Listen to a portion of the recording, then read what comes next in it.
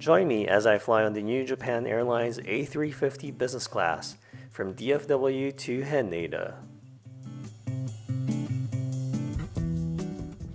Let's go! My trip started the day before from ATL, where I'm currently based, and flew to DFW on American Airlines. I stayed at the Grand Hyatt, which is located in the same terminal as my Japan Airlines flight the next day. I used 17,000 World of Hyatt points for a one-night stay and a one-king bedroom. Not a bad deal given rooms were going for $300 that day.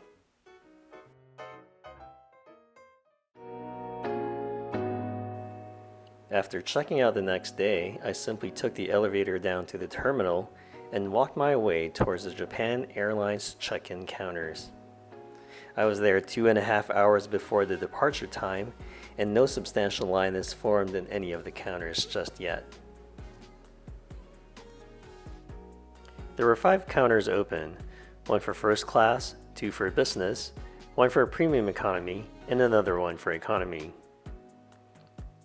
I really like how Japan Airlines sets up their check-in counters for their premium passengers.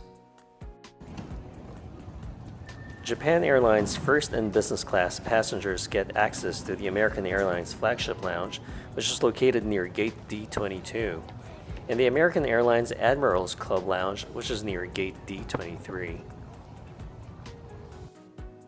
The lounge shares the same entryway as the Capital One Lounge, and both could be accessed by taking the elevator to the second floor.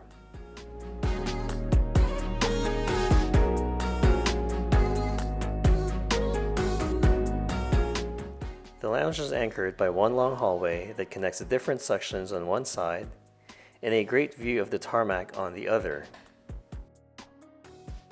It was a great place for plane spotting. On par with most premium lounges, the Flagship Lounge has an extensive buffet, as well as alcohol and other drinks. They also have Flagship First dining if you're flying on American Airlines Flagship First or Business Plus on select flights. Their breakfast offerings didn't appeal to me as much, so I moved to the Capital One Lounge next door, which had a much better food selection and the same amazing views. I was able to access the lounge because of my Capital One Venture X credit card. Boarding started an hour before our scheduled departure time of 11:30 a.m. Flight time is estimated to be 12 hours and 30 minutes. And our ETA to Haneda is at 2:40 p.m. local Tokyo time. Welcome to Seat 4A. Including the first flight from Atlanta to DFW, and the flight after this from Tokyo to Manila, I redeemed a total of 70,000 American Airlines AAdvantage miles for the whole trip. There were not a lot of seats available left when I booked 2 weeks before the flight, so I was lucky to even get a window seat. What I didn't know though until I was on board was that some seats only had one window. It's better than not having one, but I would have preferred a seat that not only has 2 windows, but also one that is closer to the window than the aisle. Waiting at the seat were the following: a pillow, blanket, mattress pad, a pair of slippers, headphones, an amenity kit, a bottle of water, and the menu.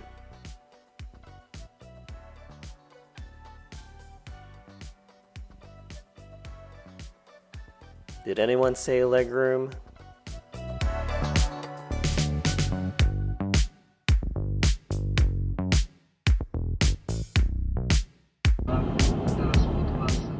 One side has the reading light, different ports for your gadgets, the entertainment system controller, a pull-out tray table, seat controls, a literature pocket,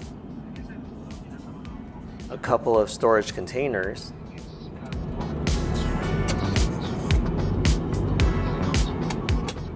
and a wireless charger.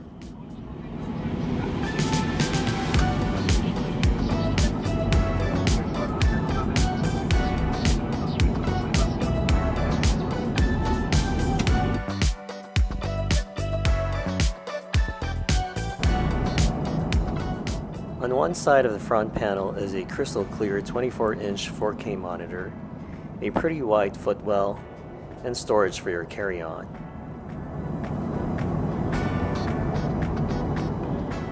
The window was huge and was electronically dimmable, but I'll have more on that later.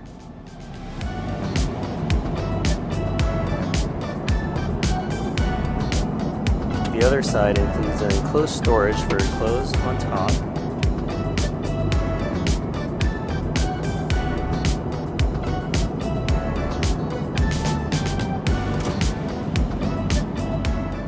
and storage for your shoes on the bottom.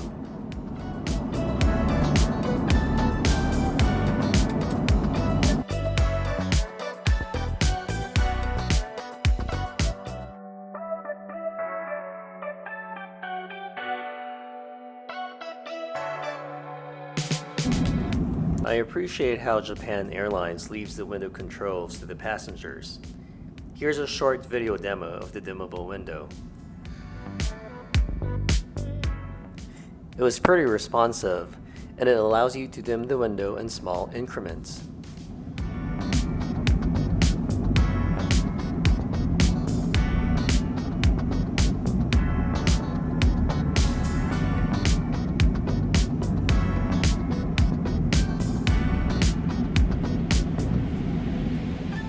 I like how it blocks out the light without totally blacking out the view, if that makes any sense.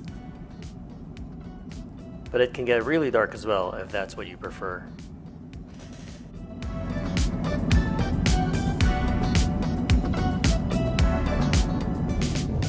What separates this seat from the old business class seat is the addition of a privacy door.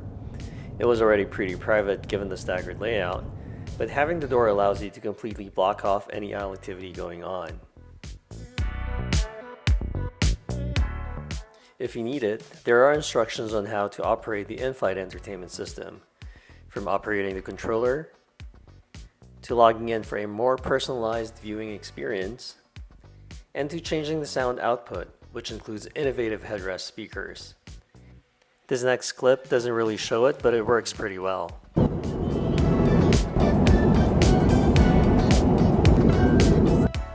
There's also instructions on the other features of the entertainment system, including one for the interactive map.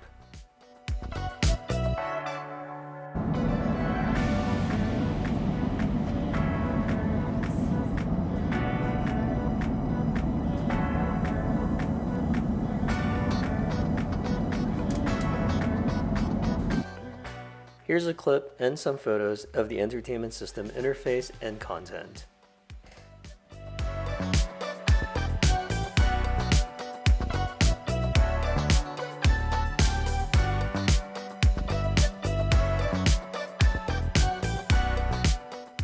There's a few movies and TV shows, some audio channels, ebooks and news, and an online menu and ordering system. It's unfortunate that the airline's content is pretty limited and lacking, because that 24-inch 4K TV in the sky is really something else. If the IFE is working. When meal service started, so did the entertainment system. It started acting up again, that is. Long story short, a bunch of seats had faulty entertainment systems. Mine started acting up from the time I boarded up until we landed in Japan. The crew were very apologetic and tried their best to make it work, resetting the system at every opportunity, which fixed it temporarily. Anyway, on to the meal service. Here's the menu. Starting with champagne,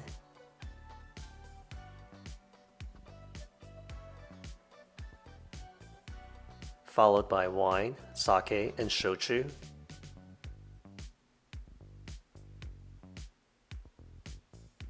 cocktails, beer, soda, tea, and coffee,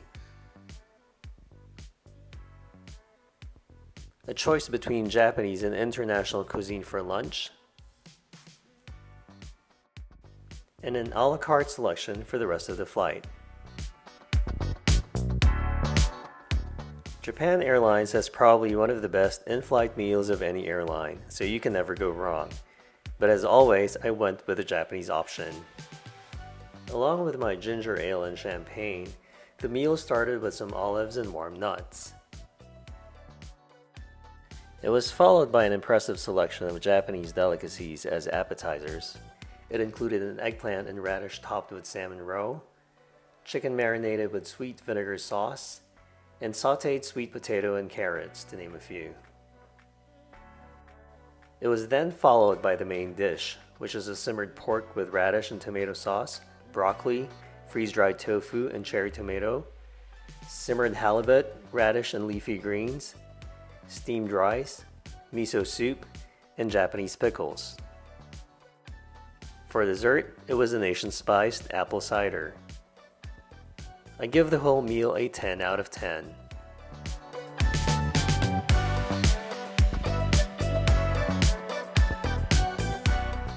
I don't usually get to sleep when I'm flying because of my anxiety issues, but here are a couple of photos of the seat in the lie flat position. Please ignore the mess. As the flight went on, so did the intermittent acting up of my entertainment system. Here's a clip to show that it's working for other passengers while mine is in a constant state of loading. Oh well. I guess I'll just order more food and drinks. Later on in the flight, with my IFE finally working, I ordered the bibimbap rice bowl and a glass of Coke Zero. It was delicious.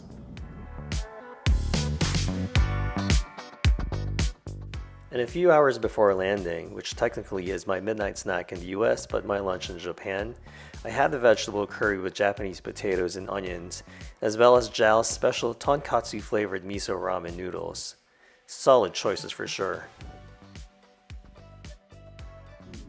With all that eating, naturally comes the lavatory clips and photos.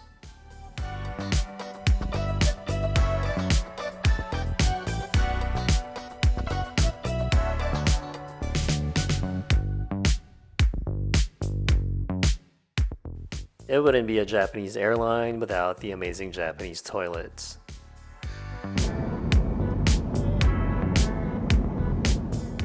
Before you know it, we are an hour away from Tokyo.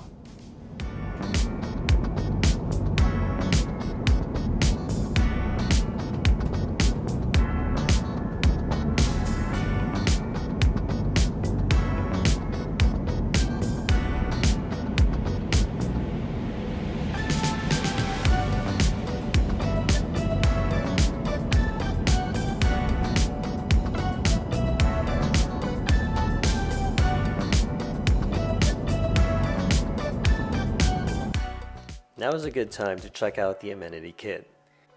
The bag is from Japanese brand Hariboni. It included earplugs, an eye mask, toothbrush, and a mobile phone cord and stand. I also decided to try out this candy that I got on board.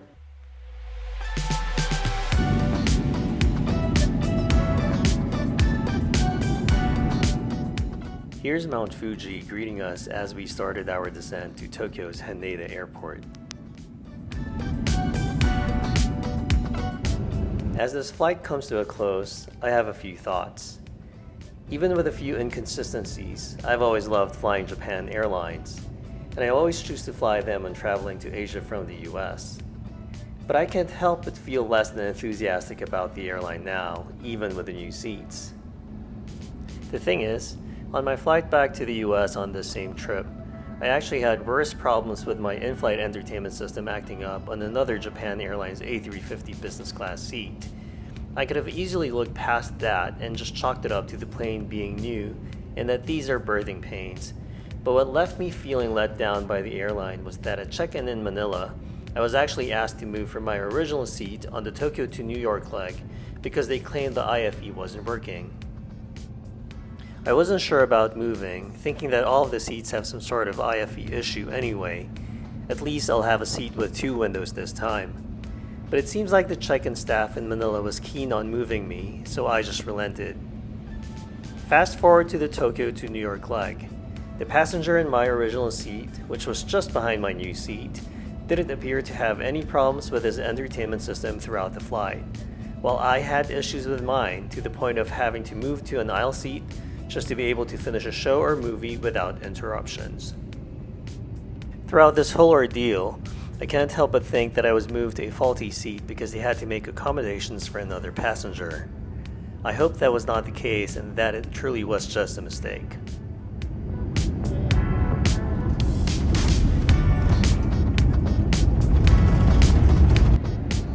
Thank you for watching, and I hope to see you in my next video. Also, please make sure to like and subscribe.